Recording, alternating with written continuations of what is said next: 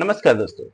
आज का जो केस हम देखेंगे उसमें देखेंगे किस तरह से एक लड़की सुनसान रात में अकेले घर की तरफ जा रही होती है, लेकिन उसी बीच एक आदमी जो कि कबाड़ का काम किया करता था, वो आदमी एकदम नशे में धुत होता है, अपने आपे से बाहर होता है और उस लड़की पे अटैक कर देता है। उस लड़की की आबरू रोड के बीच पे ही लूटने लगता है। वो लड़की चिल्लाती है, चीखती है, लेकिन वहां पे कोई भी मौजूद नहीं होता है, जिस वजह से वो लड़की अपने आप को बचा नहीं पाती है। अब थोड़ी ही देर के बाद वहां पर एक भिखारी आता है जो कि उस एरिया का मशहूर भिखारी होता है, जो कि दोनों पैर उसके नहीं होते, वो विकलांग होता है।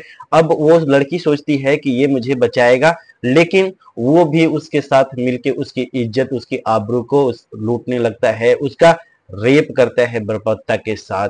अब थोड़ी ही देर के बाद एक ऑटो वाला वहां से गुजरता है और जब लड़की की चीखने की आवाज सुनता है तो वो भी उसी की तरफ आता है और वो भी बचाने के बजाय उस पे टूट पड़ता है। तो आखिरकार इस लड़की की इतनी दर्दनाक कहानी क्या है और आगे क्या होता है इस स्टोरी में, जानने के लिए वीडियो के लास्ट तक बने रहे। दोस्तों, अगर आप मेरे चैनल पर नए हैं तो आपसे रिक्वेस्ट करना चाहेंगे कि चैनल को सब्सक्राइब करके दोस्तों में शेयर जरूर कर दीजिएगा वीडियो को। तो चलिए दोस्तों, वीडियो को स्टार्ट करते हैं। तो दोस्तों, यह कहानी है निशा की, जो कि फिलहाल दिल्ली में रह रही थी। मूल निवासी ये उड़ीसा की होती है, लेकिन इसकी एक फ्रेंड होती है जो कि इसे कॉल करके बोलती है कि तुम जो प्रोफेशन में हो वो उसका यहाँ पे अच्छा खासा डिमांड है, तुम यहाँ पे आके अपने करियर को अच्छा ग्रोथ दे सकती हो। आगे बढ़ने से पहले आपको हम बता देते हैं कि निशा जो होती है वो एक नर्स की काम किया करती थी और वो उड़ीसा में एक हॉस्पिटल में काम किया करती थी, लेकिन वहां पे उतना ज्यादा कमाई नहीं हो रहा था, जिस वजह से निशा सोचती है कि उसकी जो फ्रेंड बता रही है जो दिल्ली में जो जॉब अपॉर्चुनिटी जो मिला हुआ है, तो उसे वो ग्रैब करने की सोचती है, वो वहां पे चली जाती है। अब जो उसकी फ्रेंड होती है वो उसे जॉब लगवा देती है और थोड़े दिन अपने साथ रखती है, लेकिन थोड़े दिन के बाद पता नहीं क्या हो जाता है दोनों के बीच में और उसकी जो फ्रेंड होती है उसे अपने घर से निकाल देती है। अब जो निशा होती है वो दर दर की ठोकरें खाने लगती है, कभी वो बस स्टैंड पे, कभी रेलवे स्टैंड पे, ऐसे ही सार्वजनिक जगहों पर वो रहने लगती है और ऐसे ही अपनी जिंदगी काट रही होती है। अब एक दिन की बात होती है जब वो अपने हॉस्पिटल से निकलती है काम करके, तो अपने रहने का ठिकाना ढूंढने के लिए वो इधर उधर घूमने लगती है। अब उसे कहीं पे भी ठीक ठाक जगह नहीं मिल रहा था, तो इसी बीच रात हो जाती है और रात को भी वो अपने जगह ढूंढने लगती है और इधर उधर घूमने लगती है। अब इसी बीच में अब एक जो कबाड़ वाला आदमी, जो कबाड़ का काम किया करता था, जिसका नाम सुलेमान था, सुलेमान अपनी दुकान बंद कर रहा था और वो एकदम से नशे में धुत था और ये इतना ज्यादा शराब पिए हुए था कि अपने आपा से बाहर हो गया था। अब जब अकेली लड़की को देखता है तो उसके अंदर हलचल मच जाती है, वो कुछ तूफानी करने के लिए सोचने लगता है। और जो लड़की होती है, लड़की दिखने में बहुत ही ज्यादा खूबसूरत होती है, बला की खूबसूरत होती है, इस वजह से जो सुलेमान होता है उसका दिल एकदम से मचलने लगता है और अब वो उस पे टूट पड़ने की सोचता है। अब वो लड़की से बात करने लगता है और उसे पूछता है कि तुम इतने रात को क्यों घूम रही हो। तभी वो जो निशा होती है वो सारी परेशानी सुलेमान को बता देती है, जिसका फायदा उठाते हुए जो सुलेमान होता है वो उसे अपने दुकान की तरफ जाने के लिए कहता है। लेकिन जब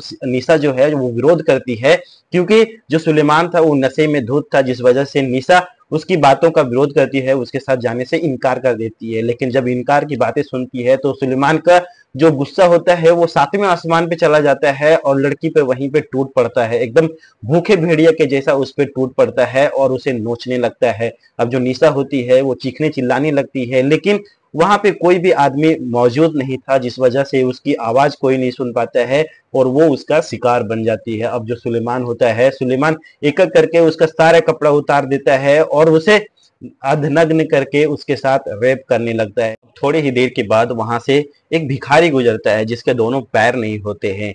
तो अब निशा सोचती है कि वो मुझे आके बचाएगा, लेकिन वो जो भिखारी होता है उस कबाड़ वाले के साथ मिलके दोनों उसका रेप करने लगते हैं। अब दोनों रेप करने लगते हैं और इसी बीच उसे झाड़ियों के पीछे ले जाते हैं, रोड से उठा के झाड़ियों के पीछे ले जाते हैं ताकि कोई उन्हें देख ना पाए। अब ये दोनों का जब मन भर जाता है तो वो दोनों उसे वहीं पे छोड़ देते हैं। अब वहां से एक ऑटो वाला गुजरता है, तो ऑटो वाला जब निशा की आवाज सुनती है, वो जो कर्रा रही थी, चिल्ला रही थी, तो उसकी जब आवाज सुनता है ऑटो वाला, तो उसके पास जाके रुकता है और जब वहां का माजरा देखता है तो उसे सब कुछ समझ में आ जाता है कि आखिरकार लड़की के साथ क्या हुआ है। अब वो जो ऑटो वाला था वो उसकी मदद करने के बजाय वो भी उसके साथ वही गंदा खेल खेलता है, वो भी निशा के साथ, बर्बरता के साथ उसके साथ रेप करता है और इस कंडीशन में उसे पहुंचा देता है कि अब निशा ना तो कुछ बोलने के हालात में थी और ना ही विरोध करने के हालात में थी।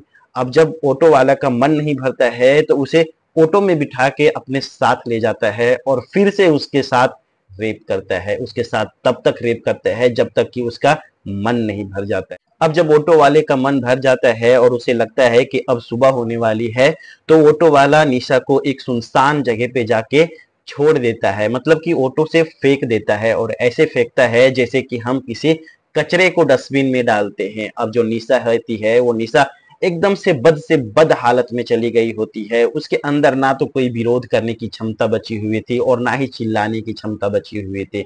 अब जब निशा होश में आती है तो उसी तरह से अधनग्न कपड़े पहने हुए रोड पे चलने लगती है। वहां से लाखों लोग गुजरते हैं, बाइक वाले गुजरते हैं, गाड़ी वाले गुजरते हैं, लेकिन कोई भी निशा का सुध लेना ठीक नहीं समझता है। अब वहां पर एक आर्मी ऑफिसर देखता है और जब आर्मी ऑफिसर ये सब देखता है तो उसे देखते ही बहुत ही ज्यादा खराब लगता है। उसे ऐसा लगता है जैसे कि उसे उसके लिए कुछ करना चाहिए। तब आर्मी ऑफिसर जो नजदीकी पुलिस स्टेशन होती है वहां पे वो कॉल कर देता है और कुछ ही देर में पुलिस वहां पे पहुंच जाती है। अब जब पुलिस पहुंचती है तो निशा को सबसे पहले हॉस्पिटलाइज कराया जाता है। अब जब निशा थोड़ा थोड़ा ठीक ठाक कंडीशन में आती है तो पुलिस वाले उससे जानना चाहते हैं कि आखिरकार उसके साथ हुआ क्या था, लेकिन निशा इस कंडीशन में थी नहीं कि वो कुछ बता पाए। और जब मर्द लोग को वो देखती थी तो एकदम से चीखने चिल्लाने लगती थी, एकदम से डिप्रेशन में चली जाती थी, जिस वजह से पुलिस वालों को समझते देर नहीं लगा कि आखिरकार इसके साथ क्या हुआ था। और जब मेडिकल उसका करवाया गया तो उसे पता चला कि उसके साथ बर्बरता के साथ बलात्कार किया गया था उसके साथ, जिस वजह से जो निशा थी वो बहुत ही ज्यादा डिप्रेशन में थी। वो ना तो किसी से बोलने की हालात में थी और ना ही कुछ समझने की हालात में थी। अब यहाँ पे एक लेडी ऑफिसर जो होती है, जो कि पुलिस ऑफिसर ही थी वो भी सादा कपड़ा में निशा के पास जाती है और उसका देखभाल करने लगती है, उसका बहुत ही अच्छे से ख्याल रखने लगती है। अब जब थोड़े दिन हो जाते हैं तब निशा से जो लेडी ऑफिसर होती है वो पूछने लगती है कि आखिरकार तुम्हारे साथ क्या हुआ था।